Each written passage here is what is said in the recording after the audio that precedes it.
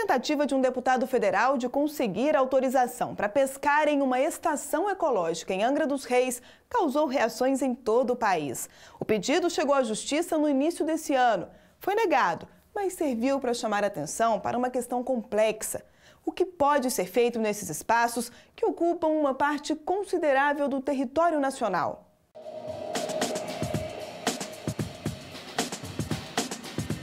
Uma riqueza incalculável espalhada por mais de 8,5 milhões de quilômetros quadrados.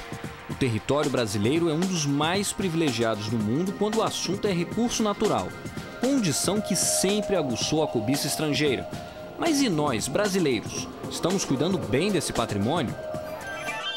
A legislação ambiental prevê 12 tipos de unidades de conservação. São áreas reservadas do território nacional, onde a atividade humana deve seguir regras específicas. As UCs, como são chamados esses espaços, estão divididas em duas categorias básicas. Primeiro, as de proteção integral, onde não pode haver exploração econômica, o que inclui estações ecológicas, monumentos naturais, parques, refúgios da vida silvestre e reservas biológicas. Já na categoria áreas de uso sustentável, a regra é mais flexível. São as florestas nacionais, reservas extrativistas de desenvolvimento, da fauna e particulares do patrimônio natural. Também fazem parte desse grupo as áreas de relevante interesse ecológico e de proteção ambiental.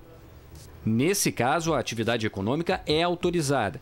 Mas esse especialista em direito ambiental explica que a lei exige a elaboração de um plano de manejo com regras claras para a ocupação humana e a exploração dos recursos locais. Quando esse plano de manejo que equivale a uma licença ambiental, ele é objeto de concessão após estudos e análises e é depois, na sua execução, fiscalizado pelo órgão licenciador.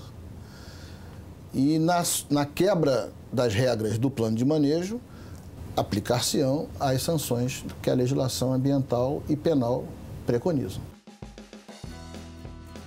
As unidades de conservação criadas pelo poder público federal, estadual e municipal já correspondem a 17% do território do país.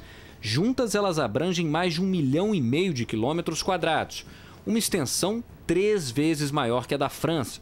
E fiscalizar tudo isso ainda é um desafio para o poder público. É um espaço geográfico muito importante e nós não temos as condições ideais para exercer uma ação de fiscalização mais efetiva. Por isso, a necessidade e a importância dessas parcerias. Sem um controle mais rigoroso, as unidades ficam vulneráveis a todo tipo de degradação praticadas, inclusive, pelo próprio Estado. Existem 2 tipos principais de pressões. As pressões de maior vetor, as pressões externas, pressões como o desenvolvimento da agropecuária, mineração, infraestrutura como estradas e barragens e as pressões de caráter mais local.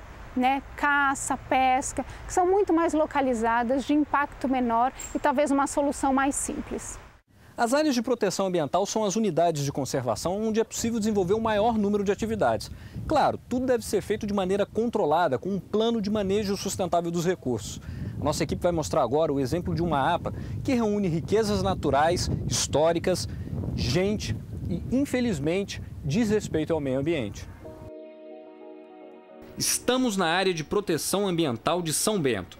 A unidade, criada há 16 anos pela Prefeitura de Duque de Caxias, na Baixada Fluminense, tem cerca de 10 quilômetros quadrados, inclui todo um bairro da cidade e fica ao lado da maior refinaria de petróleo do país, a Reduc. Exatamente por causa da localização, o uso sustentável dessa área tem importância estratégica. O desafio é reduzir os danos causados pelos poluentes lançados no ar. E nesse processo, a vegetação que cobre os morros é fundamental, porque funciona como um filtro elevado. Mas cadê a Mata Atlântica que deveria estar aqui? Essa área aqui, esse morro, faz parte aqui da APA do São Bento. E aconteceu aqui um crime ambiental. Uma empresa chegou aqui sem autorização, sem licença, sem nada, e com equipamentos retirou a mata, uma mata boa ainda, e aí então depois escavou esses morros, colocando em caminhões e levando para o aterro do Arco Metropolitano. Quer dizer, uma obra pública aqui do município. Isso, infelizmente. Uma obra pública que recebeu material sem licença de uma empresa que só pensava ganhar dinheiro e não estava preocupada com o meio ambiente. Sem a mata, os riscos para a população que vive na região são maiores. E aí, quando você tem um morro e com a vegetação, esse morro consegue fazer como se fosse uma esponja, que as plantas absorvam esses elementos do ar e aí então diminui a concentração deles, né, nessa bacia aérea, que é esse espaço que a gente está aqui gravando. Sem a vegetação, esses poluentes teoricamente vão adentrar mais para outros bairros aqui mais populosos, aumentando assim os riscos de problemas respiratórios, causando outros problemas no município. Para o diretor da mais antiga faculdade da Baixada Fluminense, instalada dentro da área de proteção ambiental, o poder público precisa agir rápido para preservar as riquezas que ainda restam na região. Então, o São Bento, o 2º distrito, essa comunidade, essa população, ela tem um passivo ambiental e um passivo social enorme, fantástico. Então, o poder público, municipal, estadual e federal tem o dever de cuidar dessa população. O principal desafio, portanto, é elevarmos o papel e a inserção das unidades de conservação no projeto de desenvolvimento nacional. O país, a nação, tem que perceber, se conscientizar de que o crescimento econômico depende e implica ao mesmo tempo, numa relação de via dupla, em conservar a galinha dos ovos de ouro, nosso patrimônio natural.